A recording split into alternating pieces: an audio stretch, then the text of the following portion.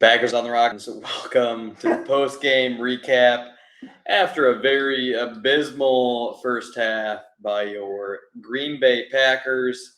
Not the showing we were expecting after all of the praise and credit we were giving LaFleur in the pregame about his play calling. We will definitely peel back some layers of that onion here in the post game recap, but David promised the fans, hey, regardless of win or losses we both predicted, that we would be coming on here post game, even it is a dark nightcap mode of an episode. We're here for you. And Dave, I don't know if you got a bourbon in front of you, but let's go ahead and open this tab of an unfortunate L. Who, baby? Nothing on offense. Early hope on defense that quickly faded away. Yeah, man, that's a tough pill to swallow. I've never been in a stadium where the Packers have been boat raced before. That was a new experience for me. I think starting off this podcast, we should definitely dive into the dynamic of the stadium. It was a lot of blue, a lot of white that were not white in terms of Green Bay away jerseys. There was a point in this game that you yourself, fans were getting rowdy, and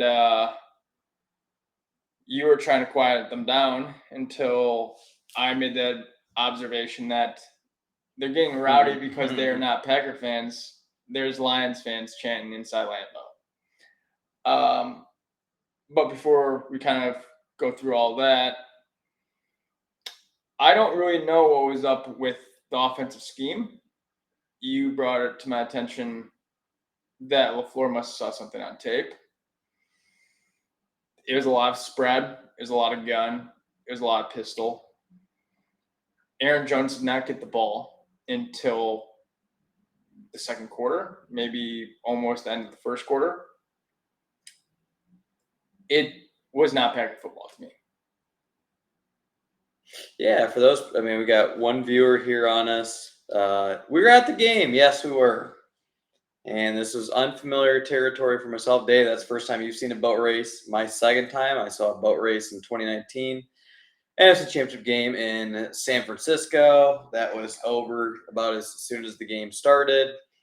And this is probably my 17th, 18th game, somewhere around there at Lambeau. The third time we've lost. I told you Brett Hundley game in 2017 against Ravens. I don't count that one. So this is unprecedented times for me as Packer fans. You can tell for a lot of them. We got the Boo Birds coming out at the end of the first half, and probably for good reason for the way LaFleur conducted the offense.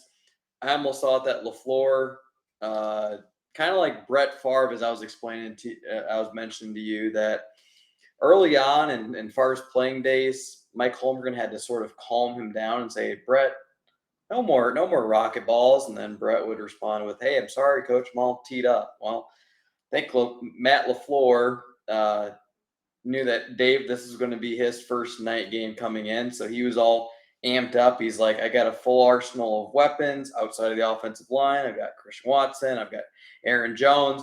We're going to open this thing up and spread it out like it's an Aaron Rodgers led show.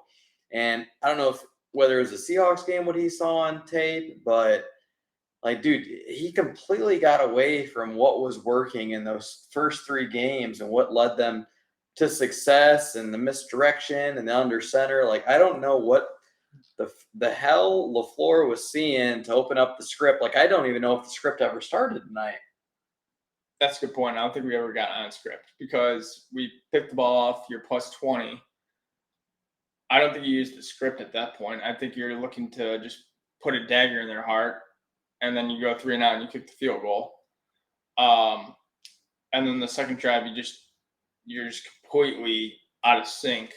I don't think we ever got on script. That's a good point. I don't know if he used any of his 20 plays that he originally put on the sheet. If you are seeing a weakness in your offensive line, and you can't run the ball because of your offensive line, and you can't protect long enough because of your offensive line, you'd think you'd see some quick hitters in the passing game. Smoke screens, quick slants, quick outs.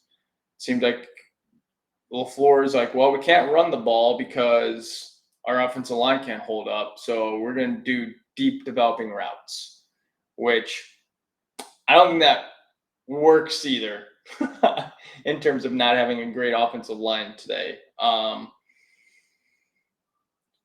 I said pregame the key was our defensive line and our offensive line, which is a key in the trenches for a lot of games. But our defensive line created no pressure, and we couldn't stop the run. And our offensive line seemed like we had a turnstile in it, where it's like anyone who wants to come in, come in. Aiden Hutchinson, he's a game wrecker. Well, and we let him do whatever the hell he wanted tonight. I don't know how many he finished with, at least 2 sacks, I want to say, but he was living in the backfield, and people are probably like, oh yeah, we got gashed in the run game again. We couldn't do this or that. Like, dude, we didn't get a first down on offense until like we were starting to count. It's like, all right, how many minutes into the second quarter are we? We got a first down that was kind of because of a flag or something like that. Aaron Jones ended up with what? 5 carries. Yeah, 5 carries. I mean, that's kind of par for the course. So it's not like we've never been there, Packer fans. But I mean, I was taken aback when we hear "Go Lions" on offense chant. I'm like, I'm used to a 75% Packer crowd, and they showed out in waves. And like, you got Royce Newman out there, and I know Rasheed Walker can fill in for David Bakhtiari, who's out probably inevitably, or maybe for good. It's like, if you got that side of your offensive line with Elton and Bach, like, what makes you think that you can be able to start spraying the ball all over the yard and get these big chunk plays when what's been working for you is, hey, get the short to intermediate game going and then find your deep shots. But I mean, I would love to hear what LaFleur has to say in the press conference here to explain going 3 and out on at least 4 straight drives. That's where we lost the game. And here we were in the second half. Me and Dave playing the mathematical probabilities of, all right, we get touchdown here, 2-point conversion, onside kick, like doing whatever we can to stay positive. The funny thing is to start the third, the math was actually mathing. It was working out. Like, we were getting some stops, we were scoring, we are getting the 2 points.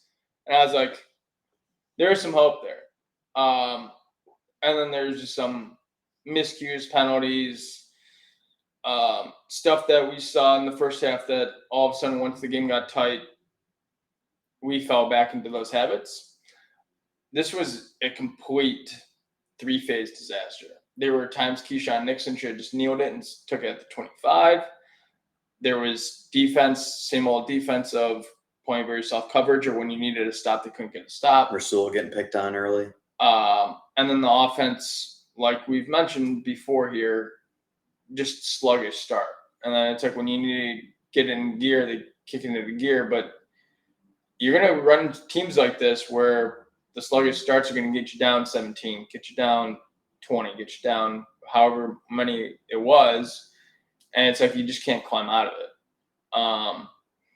The one guy who brought it, there was one play that everyone's going to pick on him for because it just so happened to be at a crucial moment. But the only guy that brought it that we noticed was Quay Walker flying around the ball. And then he makes the crucial mistake, like on that kick, the field goal that puts him back on first and goal. But he was the only one that brought any juice in the first half. Yeah, I don't think there's any other player that matched him. Yeah, now that you brought it up, it's like the field position game in the first half. Like, Keyshawn Nixon started us out at the 20-yard line about every time. Yeah. We didn't get a first down. They get it at like their 40-yard line, sort of a short field. And it's like, well, they're at least going to get 3, if not 7 for this drive. And then we finally were able to get a drive going to open up the third quarter. But it's just like we played sort of with the field tilted against us with not picking up any first downs. And yeah, Quay Walker, I mean, on defense is like Rasul. I don't know what he was thinking or how much lax they had in play, but he was targeted early. I thought JJ Ending-Barry had overall a decent game containing the run. And I mean, Rashawn Gary was still limited on a pitch count. But yeah, if there was anybody that got amped up knowing that Dave was coming to town for his first night game was Quay Walker, who is off to a killer start. And oh, what I was going to say is that makes it now 4 straight weeks of us having a pretty atrocious first half on offense. And the slow start from preseason that you mentioned, like, hey, it takes Love a while to get things in rhythm. Well, it's carrying over now to the regular season. Against a good team like Detroit, they're going to make you pay the price. Yeah. The same stuff I was saying in the pregame of having Watson back and having the defensive backs for the Lions, having to adjust to Watson and Dobbs being on the field and who's the one, who's the two in terms of shadowing. You role reverse that for the Green Bay Packers in terms of your talk about Douglas. Jai's out. You have Douglas covering a 1. I love Douglas to death, but I don't know necessarily if he's suited to cover a 1. He's a great perimeter cornerback, but it's a whole different ballgame when the quarterback's worrying about Jair Alexander on the other side. You shut down one side of the field, and then you have Douglas be able to play more aggressive. And I think Goff today was able to kind of pick on Douglas's aggressiveness. He jumped a couple of routes. The receiver got behind him, was able to pick up some stuff. Then Barry started playing soft, and Douglas wasn't kind of there to execute closing the gap soon enough. I can't really blame this on the defense because the defense early in the game put us in good position. It was just kind of like those typical stuff that you got to have at moments that we didn't show up for. And the offense going to 3 and out consistently, going right back on the field, I think really limited them being comfortable putting Gary on the field as much as they should have. I would be curious to find out what the time of possession was in the first half. Like, I feel like we didn't see any offense. That we get a really nice drive going in the third quarter. We get our playmakers involved. Jaden Reed and Romeo Dobbs, Christian Watson, I want to say, finished it off with a touchdown. I mean, I don't know if we had more than 10 carries as a whole for the night. Like, we have a serious problem on our hand moving forward now with this offensive line, and Elton probably being out at least next week, I would think, too. And Bakhtiari's probably done. It's like this inside of the offensive line, if we're going to have any success. And this was like the first game that Love felt true pressure. Besides that, he's had a pretty damn clean pocket. And if not, like, he's known where to go with the football, or he's picked up first downs with his legs, but he felt pressure. And like any quarterback, it's going to get to you. And I know it's one loss, but I'm already calling for changes because I'm sorry. I loathe seeing Royce Newman, number 70, out there on the football field. Similar to like my Tyler Lancaster, Dean Lowry, maybe Big Dean, not as much, but Tyler Lancaster for sure. Like, I don't think those guys belong on an NFL football field. And I know that's really dogging them right now, but I think there's some other options out there for the interior offensive line. Yeah, Royce, I thought they're gonna switch at halftime to Sean Ryan. That never came about. Job wise, like, these guys' jobs are secure and stuff like that, but there is some serious question marks in terms of coaching, how they coach these players up, how they go about their looking at film of the team and where they want to attack them, how they make adjustments. The argument can be made that LaFleur is loyal to a fault in terms of his coordinators and his coaching staff. Doesn't want to throw anyone under the bus. It's all on him. Well, if it's all on you, you got to figure it out, man. Like, what is it? Are you not getting your guys amped up enough? Are you not preparing them enough? Is it your coaching that's kind of, you're not seeing what you think you're seeing in terms of tape? Because they, in terms of Barry, there's a point in the game where we felt that they should just be aggressive, right? Like, just, you have nothing to lose at this point. Just stack 7-8 guys in the box, attack the run game, play press, and just be like, well, if you're going to beat me, beat me. And it seemed that they're just super lax, super comfortable with like, okay, we're still going to just give you what you want. And then on the flip side, where LaFleur is his specialty, didn't dial up anything exotic. I'm going to run shotgun. I don't want to run the ball. Part of that, I'm sure, is Jones not being fully healthy and not trusting AJ Dillon, but we didn't see a carry until the third drive. Really, I really want a statistician to go in and look at like what the success is in shotgun versus what the success is in under center play action fakes. Like, wouldn't you agree that the first Yeah. successful drive that we had to open up the third quarter was a lot of under center, Mhm. a lot of play action fakes? You got people getting open off of that. Like, I would love a statistician out there to be able to take a look at the numbers versus this Aaron Rodgers. Hey, I want to see a static image of the defense and spread them out, no motion, and expect our wide receivers and tight ends, and running backs to win their one-on-ones and create separation on that. But it's like you got through 3 weeks. I just am really dumbfounded as far as what LaFleur saw on tape so far to put us in the position that we're in today. And like the defense still did get stops though. Yeah, it I did. thought in the second half where it's like then we got it to when we were playing our equation of hey, all right, hey, it's a 2-score ball game here. And Yeah. I still don't know what the flag was that Quay Walker had on that field goal. Like if we stop them there and we get a score, like that puts us in like what? You're down 10. Yeah, you're down 10. And I think, somewhat of a ball game there. But yeah, if I'm placing blame on this one, it's Everyone? I don't know. I thought defense could have played well enough, but when you get behind 17-3 or whatever it was early on, like you're not digging yourself out of that big of a hole. I mean, they also allowed 34 points to the defense, but yes. You mentioned earlier the big momentum thing was the Ford pick. I thought was we were going to carry us over, and then you brought up that you get a turnover, you want to get in the end zone as quickly as possible, you want to create a shot play. You're at the plus 20. It's not like you got to pick up. You got an interception at your own 30-yard line. It's like, all right, let's run play action here and chuck one deep and capitalize here.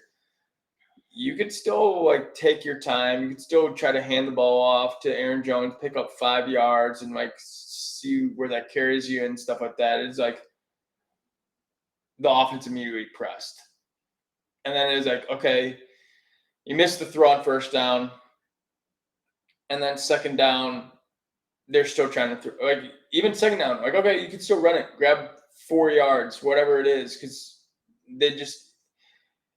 It was just unnecessary play calling. It was overthinking everything. And then once you realized your offensive line was in complete shambles, they were still running the same stuff. Like the offensive line got absolutely hosed today. I don't think we ever got back on track after that. I always think like as a like taking it for the Lions perspective, Mhm. if you hold them to 3 points, that's a win Right there. And I mean you'd expect, you get an interception inside of your end zone, and you should expect to get 7 points off of it. If not, the momentum's not on your side, and we never got back on track after that. It was like after that, then Goff settled in, like he seemed fine in the pocket, finding his wide receivers, and I just see it as far as LaFleur got too damn amped up tonight for a night game, and that he didn't get into like what's been helping Love get into a groove. Yeah. And you finally have a young quarterback that has a pass rush in his face, and he starts to get a little bit frazzled as any quarterback would, and you don't set him up into nice favorable positions with Aaron Jones in the game and finding ways to get the ball in his hands. Right now it's just me wanting to watch LaFleur's press conference, which he probably doesn't have answers.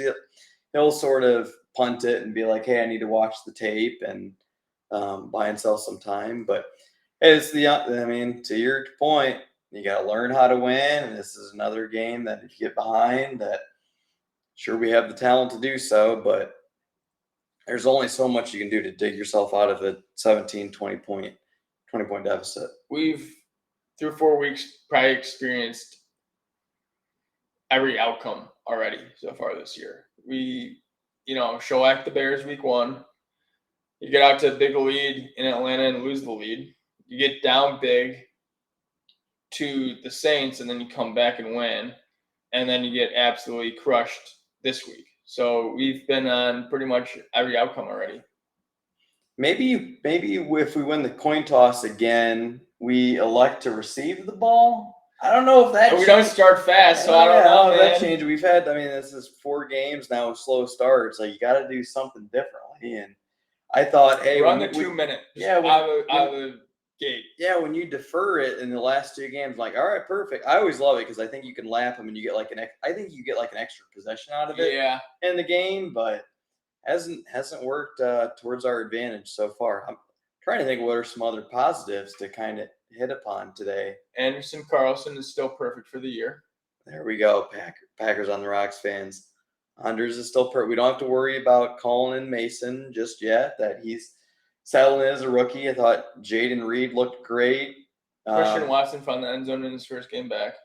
He did, yes. Had a nice catch over the middle of the field in one of the drives that got us going, which I think LaFleur expected that play all night long for why he was spreading them out, and he was expecting these sort of chunk plays to Christian Watson and others. Had the perfect plan today. They just did. Dubs had some good hands catches like he normally does. Not a whole lot out of Luke Musgrave tonight. He's in the concussion protocol. Oh, perfect. I know that when we had Devin Hine chat in, which I think he's still on with us, he said, hey, on the bright side, Josiah went off. Devin Hine, I think, has a Josiah DeGuara tattoo at this time, and he is Josiah DeGuara's biggest fan. He did have, I think, like 3 or 4 catches in the game, but yeah, Luke Musgrave went down, and you have Carrington Valentine also went down with injury as well. I think I'm just going to go plus that we have 10 days to get as healthy as possible. And then you get the Raiders in town, which please just win. And then you get a bye week afterwards. So this is a young team. We're going to just continue to evaluate talent. Not a good look for Valentine. Valentine looks like he got benched. There was no injury there. Because he was standing silent with his helmet off. What play did he get beat on? He got replaced by Valentine. So then you think so we go 3-0 and then they respond rapidly. Yes. And somebody blew a cover. If somebody's watching here and knows who blew that assignment, let us know. But Amon-Ra St. Brown went into the end zone. There was that touchdown that I'm like, all right, I'm not an NFL player, but I think I might have been able to make that catch. And there was like 2 rushing touchdowns that we saw from our seats that, I mean, shit, I think, Dave, you're even able to scamper. Okay, so not me, because I tried the 40 at Titletown today, so definitely not me. But you for sure, there is a gaping hole there. Yeah, we should have realized what the outcome was going to be today when I ate it at the 40 today in Titletown. Just nosedived right into the turf. And how many Lions fans are in the stadium? And I know I mentioned this to you a couple of times. This was me being kind of negative, but I think somebody in our row snuck an extra fan in there because I stood like all cockeyed for most of the game next to some behemoth of a human who looked like used to be like a Viking on a ship of a person. The person was colossal. And like I've never been so crammed or sardine packed in my seat at Lambeau. I'm like, somebody snuck an extra fan in our row because I was not having it. All right, so I think we just got unlucky that there are just bigger than normal human beings in our row. Dude, I thought they were from Game of Thrones. There was a couple of people from north of the wall, like the person next to me was like from a wildling. They were gigantic, man. That's the widest set of shoulders I have ever seen on a human being. So the part I was like telling somebody, I'm like, scoot down. They're like, You should be in 12. I look back and I'm like, yeah, 12, my seat number 12 is mine. They're big, dude. Like, that's when you know it's not your day. Dave Biff said 40, and then here I have to stand like this for all of Lambeau. I'm like, I've been at this stadium enough to know that I should be able to at least like be straight on the field. That is the two downsides to the bleacher seats at Lambeau are when it gets cold, your ass freezes, and then that is the seating arrangement of just being, thigh to thigh with someone instead of having the individual seats. I think we just got extremely unlucky with like having larger than normal human beings in our row. It had to have been. It was counting against us. It's like, Dave, we're going to treat you with Watson and Jones coming back, but your 40's not going to go as planned. The game's not going to go as planned. And you are going to be as jam-packed into your row as possible. On the plus side, like 8 minutes left in the fourth quarter, that thing burst wide open. Yeah, and this is another, I mean, just like sort of the overall theme is one of the very rare times. We had Jared Goff chants. We had Let's Go Lions. We had now Packers fans do get loud occasionally on offense for us, but it was not your typical crowd noise for offense. There was a distinct defensive cheer going on for the Lions defense when we were on offense. And then also crowd noise in terms of big plays early on for Packers was somewhat subdued in terms of, there's enough of a split there where the crowd noise, I don't think, got through the TV as well as it should have. On third downs, on defense. Third downs, defense, turnovers, that type of stuff. Yeah. I mean, like we talk about talent evaluation, and I've got now, let's see if my math is right. Oh, we got 8 home games this year? I've got 6 more. I've got at least 5, 6 more home games to go through, potentially what we witnessed tonight. And it's uncharted territories. I mean, it has to be for you, but like, it's just a sort of unsettling feeling watching another team take over your stadium at the end of the game when I'm so used to being on the positive side of it, having 75% of the fan base be green and gold and the boo birds coming out. I'm like, if it already looks this way, and we got enough talent, I don't think it'll go over too much, but it's something that I got to get used to, and it's tough to come to grips with so far. When I see that much blue and Jared Goff chants, I'm like, Dave, this isn't right. And I don't want to be that fan to be like, you're the Lions, you've never won a championship. It took you up until 2017, 2018 to beat us at Lambeau since Brett Favre came into tenure, but yeah, it's one thing, me as a fan in your 30s, that it's going to take some time for me to get used to. I think this stadium could have been 100% Packer fans, and I think the doors would have still been blown off us on this game. Yeah, that was not the deciding factor. However, there was a lot of 97 denim blue and 16 denim blue in the stands today. We sat on the Lions side, and we were surrounded by Lions fans. I mean, it's not like a shock, but like there are plenty of games in the past where no matter what sideline you're on, you might see a light dusting of opponents. This was a hardcore takeover. And you're 2-1, and you got a shot, like still contending in the division. It's not like we're playing in December. Like, you got a new era, new quarterback at helm. Like, I wouldn't expect those gold package Milwaukee season ticket holders to be like, all right, yep, Rodgers is gone. Let's go ahead and ditch these things. That might have killed us. It's just not a great sign this early on in the season for us. As nice of a start as we've had. In terms of overall scheduling of gold package versus normal season ticket holders, Thursday night might not have been the best time to be like, let's give this to the Milwaukee fan base. You gotta drive up here. The game's gonna end at 10:30, almost 11 o'clock. They're gonna have to drive back to Milwaukee. They might have to work the next day. Should have probably kept that one locally. Agreed. Dave, we're approaching half an hour, and I don't know what else we had to sort of pick apart for this loss. Hey, try to keep the glass half full, but I think we sort of went over. I'm on an hour of sleep. I'm gonna crash your earpiece, and then I'm gonna contemplate why I drove 4.5 hours to watch that on my 4.5 hour drive on the way home tomorrow. At least you didn't leave at halftime. Thought never crossed my mind. Well, you're at least one step above the last guest through the Titletown Flats. All right. Well, thanks for hosting the show. Thanks for hosting me.